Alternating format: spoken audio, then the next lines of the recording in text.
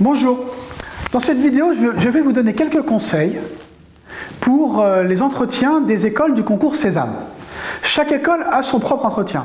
Pour certaines, vous aurez un entretien individuel dont je vais vous parler maintenant, et pour les autres, vous aurez aussi un exposé. Pour l'exposé, je vous renvoie à une vidéo que j'ai faite et qui parle de l'exposé et de l'argument à l'ESCA, mais le principe est exactement le même.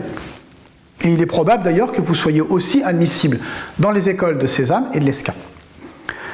Pour l'entretien individuel des écoles de Sésame, il faut vous rappeler des principes généraux d'un entretien. Il faut d'abord le préparer. Préparer, c'est d'abord connaître vos thèmes personnels, vos centres d'intérêt et savoir les valoriser. Le sport, la musique, la danse, l'équitation, les engagements divers et variés. Il faut les préparer, savoir en parler pour marquer les jurys. Ensuite, vous devez personnaliser votre connaissance de chaque école. Vous devez connaître les écoles et en parler en fonction de vous-même. Je vous donne un exemple avec le BBA-ESSEC qui est une des meilleures écoles, sinon la meilleure école, semble-t-il, au sein du concours Sésame. Par exemple, connaître la devise de l'école et la mission. Entre autres, le BBA-ESSEC se donne comme devise de développer votre autonomie, une autonomie toujours plus grande. Si vous-même vous avez des expériences de l'autonomie, où vous avez montré que vous étiez autonome, servez-vous-en. Vous devez aussi connaître les différents campus. France, Singapour, Maroc pour le BBA-ESSEC, et avoir une idée, en tout cas, de l'organisation de la scolarité. Première année, les cours fondamentaux. Les années suivantes, les initiations et les 3 langues vivantes, par exemple.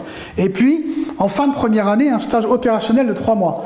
Et en fin de deuxième année, 4 semaines en secteur associatif. Ce sont des détails de connaissance de l'école que vous devez évoquer au jury pour montrer votre motivation. Votre motivation pour le BBA-ESSEC, pour n'importe quelle école du groupe Sésame, aura été montrée en partie parce que vous avez étudié l'école et vous en parlez au jury. Bien entendu, chacun d'entre vous trouvera son propre intérêt à l'école. Votre personnalité n'est pas la même.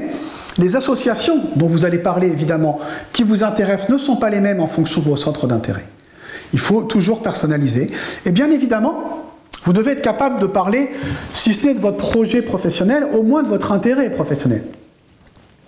Qu'est-ce qui vous intéresse? Quel métier vous aimeriez? On sait qu'à 17 ans en terminale ou à 18 ans, on n'en est pas très certain. Mais être quand même de pouvoir citer une des filières de spécialisation, une des spécialisations en 3e ou en 4e année proposées par l'école. Et si on reste sur l'exemple du BBA-ESSEC, à partir de la 3e année, on vous propose 3 parcours. Un parcours de type échange, un parcours de type double diplôme et un parcours de type apprentissage. Et encore un autre s'appelle filière IBEA.